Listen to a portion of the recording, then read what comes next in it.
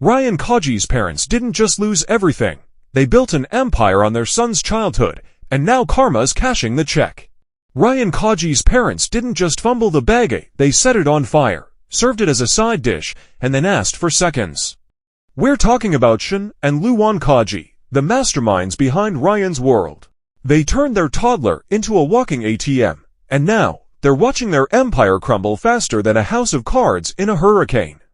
And honestly, it's about time. Let me paint you a picture of how we got here. Back in 2015, these two decided that watching their 3-year-old open toy boxes was peak entertainment. Fast forward a few years, and Ryan became the highest paid YouTuber on the planet, raking in over $20 million a year. Not bad for a kid who could barely tie his shoelaces, right? But here's where things start to get interesting. While Ryan was busy being the family's cash cow, his parents were busy transforming from parents to managers to full-blown exploiters, or whatever you call people who profit off their child's childhood. They quit their actual jobs. Luwan was a chemistry teacher, Shin was an engineer, and became full-time Ryan's World content farmers. They hired a 30-person production team, founded Sunlight Entertainment, and basically turned their house into a content factory, with Ryan as the star employee.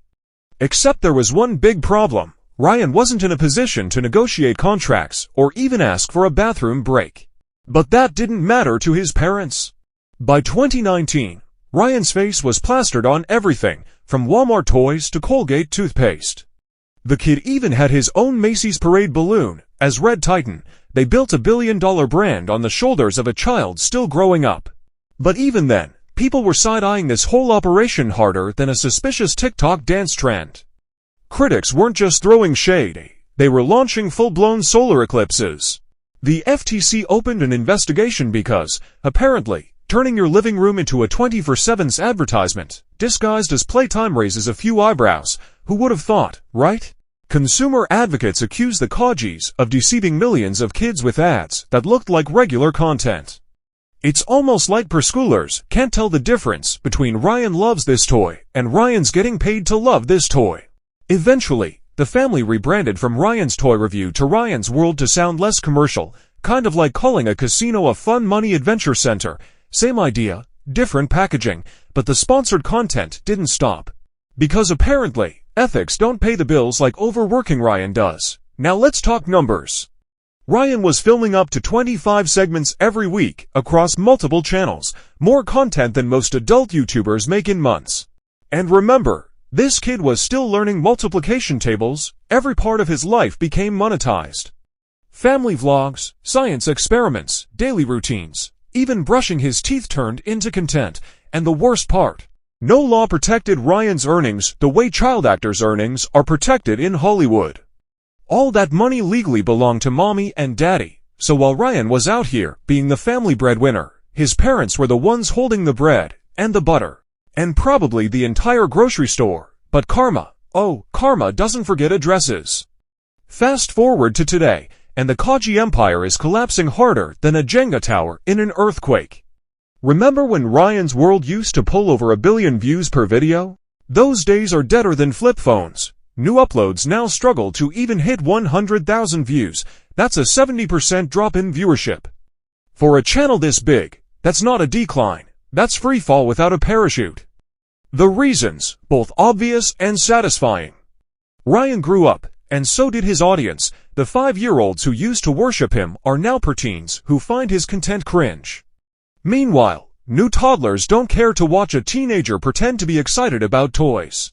It's like watching your older brother play with action figures, awkward and uncomfortable for everyone involved.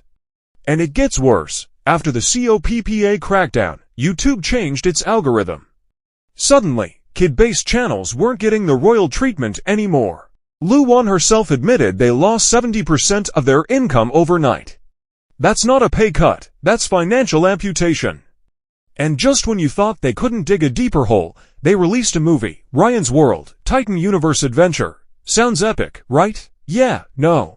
That cinematic masterpiece grossed just $624,000 against a $10 million budget, a $9.5 million loss on what was basically an expensive home video. Theaters were emptier than a Logan Paul apology, and by week 3, Indie films no one had heard of were outgrossing Ryan's Hollywood debut. The flop was so loud, you could hear the echo in empty theaters. And honestly, it's poetic justice, because that movie, seen as a quick money grab by Ryan's parents, ended up accelerating their downfall. Now, here's where things get dark. As Ryan started showing signs of exhaustion, looking tired, reluctant, speaking in flat tones like he'd rather be anywhere else, his parents made a move that even the greediest stage parents would find shocking. They began pushing his younger twin sisters, Emma and Kate, into the spotlight. The girls, just 7 years old, now have their own animated series and appear more often in family videos. It's like watching someone drain one well dry, then immediately start digging another. The internet's reaction: absolute disgust. Comments like Ryan made his parents $34 million, and now they're exploiting his baby sisters, flooded social media. Public opinion flipped, hard, and deservedly so. People finally saw the Kajis for what they were, to adults who monetized their children's innocence and called it family content. In fact, several U.S. states have started passing new kidfluencer laws, requiring parents to set aside a portion of earnings for their children. Basically, society's way of admitting the Kaji model was exploitation all along. Even recent interviews reveal the truth. In a podcast appearance, Ryan looked visibly uncomfortable, barely speaking, while his parents did all the talking. Comments flooded in, predicting a future Netflix documentary titled How Ryan's Parents Robbed Him Blind. People are literally counting down the years until Ryan turns 18, waiting for him to tell his real story. Meanwhile, the Kajis are doing damage control, recycling old clips of young Ryan, using his face in thumbnails, and pushing the twins harder than a Black Friday sale. But the writing's on the wall. By 2029 or 2030, when Ryan turns 18 and the twins are 12, this entire operation will collapse under its own greed. And you know what? Good. The fall of Ryan's world isn't just karma. It's a cautionary tale about what happens when you build an empire on a child's back. The Kajis turned their son into the most famous kid on the internet, but in doing so, they guaranteed their own downfall. Sure, they still have money, the Hawaiian mansion, the product lines, but their golden goose is cooked. Their reputation is in ruins, and their legacy will forever be this: the parents who used their kid for YouTube fame. The gravy train has officially derailed, and honestly, it couldn't have happened to more deserving people. So here's to Ryan Kaji. May he finally get the normal teenage years he deserves. And here's to his parents. May they enjoy watching their empire crumble from the mansion their son's childhood bought them. Sometimes, the best revenge is just letting karma do its job. And in this case, karma is working overtime. So, what do you think about Ryan's parents?